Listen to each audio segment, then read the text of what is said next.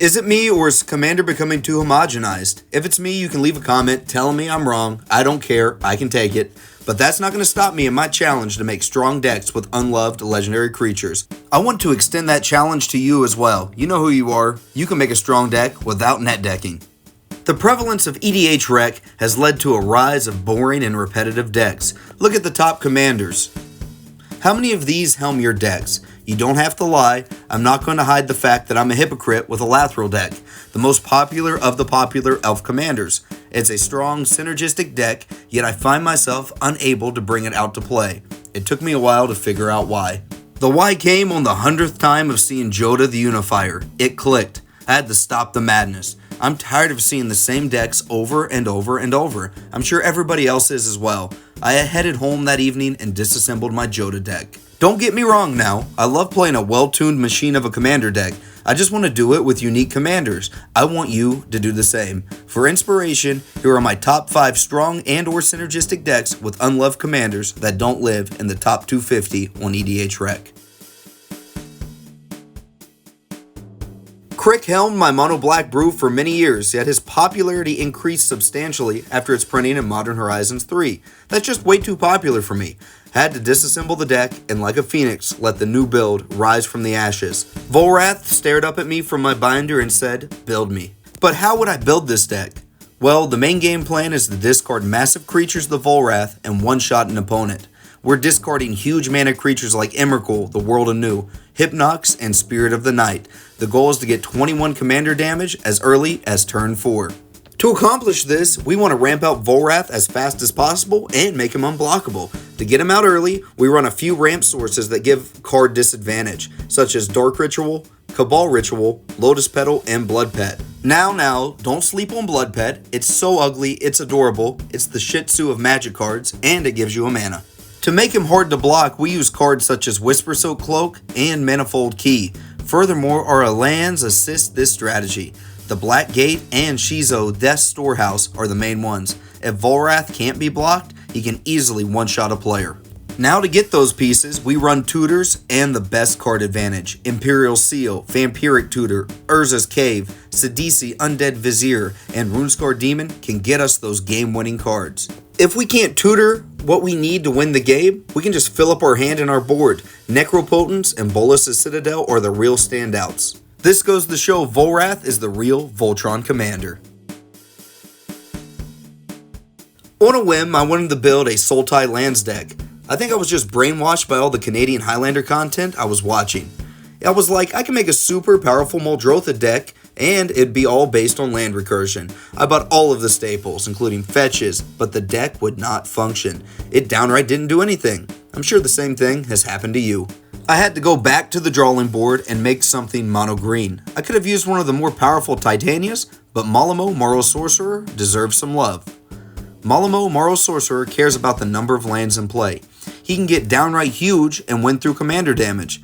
I wanted this deck to really lean into that. To make Molimo even bigger, I run a few equipment and enchantments. Blackblade Reforged gives Molimo double his normal power. The same goes for Blanchwood Armor, because we are mono green and Forester King. However, the best size multiplier is Staff of Titania.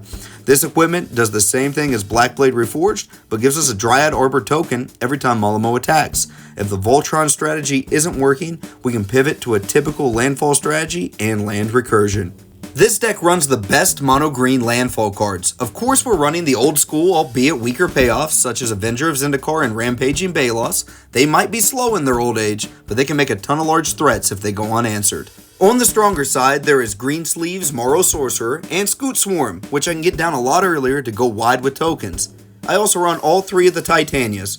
Titania, Protector of Orgoth, Titania, Voice of Gaia, and Titania, Nature's Force. They all interact and care about lands entering the graveyard, and that circles back to the land recursion package. Besides the innumerable Titanias, I run cards that let me play lands from graveyards such as Ramunap Excavator and Conduit of Worlds. However, I can also bring back all of the lands at once with Splendid Reclamation or the melded version of Titania, Voice of Gaia. You may be thinking, bringing back fetch lands over and over is great value, and it is great value, but it is boring. And you're right, I'm bringing back the most annoying lands I had in my collection. To start on the tamer side, I run Demolition Field and Maze of Ith. I'm going to blow up the best land in play and stop the best creature from attacking. Those are just trivial annoyances, however. What I really want to do is always have a Glacial Chasm in play and a Halls of Mist in play.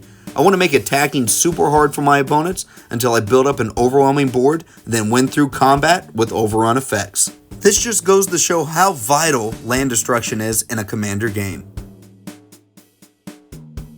Hateful is what any mono red deck can devolve into. I wanted to embrace it after getting bored of Krenko Mob Boss. Making hundreds of goblins is a rush, but that feeling fades. I had to bring back a legend from my youth, Kamahl Pit Fighter. He is an underestimated creature as a 6/1 for 4 red. Luckily, he has haste and can lightning bolt any target. However, he can be chump blocked and destroyed by a squirrel token. That puts the table at ease. However, that feeling doesn't last for long. This is because the deck has 2 main strategies: disrupt my opponent's mana and punish them in general. I know lands are considered sacred in Commander, but mono red needs as much help as it can get. Therefore, the all-star in this deck is Rune Nation. I'm going to destroy everyone else's mana and keep mine. Blood Moon works the same and shuts down those non-basics. My other favorite piece of land hate is Price of Progress. It may not shut them down, but it can give me a win out of nowhere. The other hateful aspect of this deck is dishing out damage to everyone. Descent to Avernus really speeds up a game by giving resources as well as damage. Pain Distributor hurts my opponents every time they sacrifice a treasure for mana. Zurzov, Chaos Rider, will make players randomly discard and give me a bunch of damage-dealing devils. Crimson Honor Guard will punish players for not keeping their commander on the field. However, as with any red deck, Valakut, the Molten Pinnacle, is a true game ender. Hopefully this makes you realize that you can't underestimate a jank commander because you never know what's in that 99. Have you ever built an entire deck and realized you don't own the commander? I thought I had a copy of Glissa, Herald of Predation, but it turns out I kept confusing her with Elvish Fatkeeper. I thought Golgari Phyrexians would be a super unique build. Somehow I had another Golgari commander I would grow to love, Agent Frank Horrigan.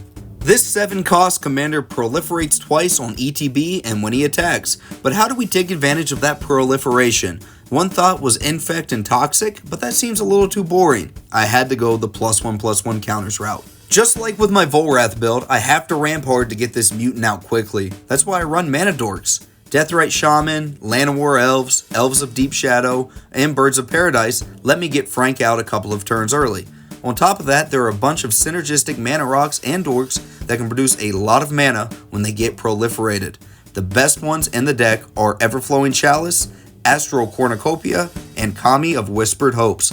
Quite typically, these cards can produce over 5 mana each. The only weakness of the deck is that it tries to win through combat damage, but I do run an infinite combo that still relies on swinging out.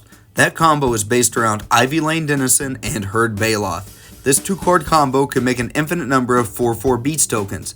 However, failing that, this deck can make a fair number of large attackers with the best black and green +1/+1 counter cards. To start the curve off, there is Skullbriar the Walking Grave. It gains counters early in the game through combat damage and keeps them through zones.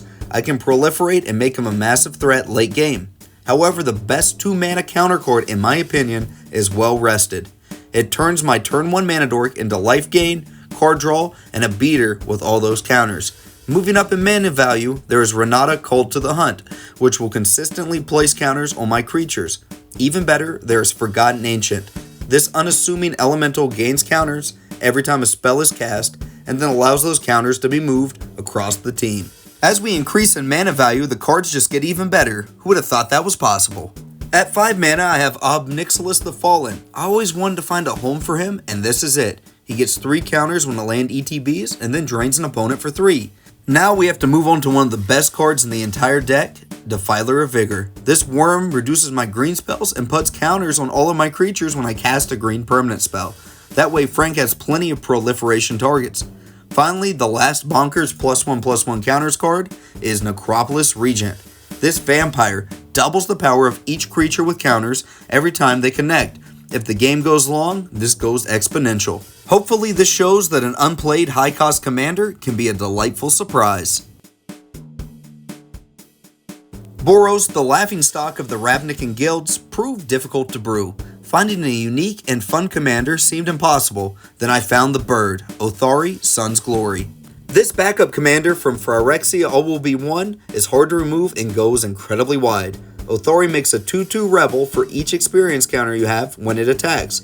This can get out of hand quickly. Because Otharri hits the graveyard, we can tap a rebel, pay some mana to recur our bird. The deck has two main strategies: increase the number of rebels created to burn out our opponents, and make our rebels better attackers. This deck has two ways to increase our rebel count: proliferate the number of experience counters, and populate our tokens. The two best ways to proliferate are Grateful Apparition, which does it upon combat damage, and even better, Metastatic Evangel, which does it every time we play a creature. Two key populate pieces are Muster the Departed and Ocelot Pride. I can see the comments now. Ocelot Pride doesn't populate, and to that I say, it's close enough. Ocelot Pride makes so many rebels that it's a populator to me. Okay, so now that the deck makes all these rebels, I want to turn them into direct damage. For that I run Impact Tremors and Molten Gatekeeper. They both hit each opponent for 1 damage for each rebel that enters. I also threw Devilish Valet in here as well because I spent 4 days writing this script and I didn't know where else to include him. All I know is he becomes a lethal threat by doubling his power. Now if the burn them out strategy and make a ton of rebels isn't working, we just make the ones we do have great attackers.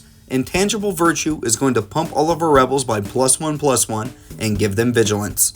Call for Unity may be a little weak, but if our opponents start blocking and destroying our board, the rebels will get huge. Tori the Avant Fury Rider will pump our rebels up and give them trample to help push that damage through. Jorkadeen the Prevailer will give all of our creatures a 3-power boost when we have Metalcraft. Loyal Unicorn will prevent our rebels from taking damage during combat. Finally, Odric Lunarch Marshal will at a minimum give our rebels flying, lifelink, and haste. I hope you realize that we can make a fun Boros deck that doesn't devolve into another equipment build. As you can see, you can still make a strong deck without running the top commanders on EDH Rec. I hope these suggestions inspire you to make your own unloved commander the most powerful they can be. If you have any obscure commanders that you love running, let me know in the comments below. Thanks for watching, please like, comment, and subscribe. See you on the next one.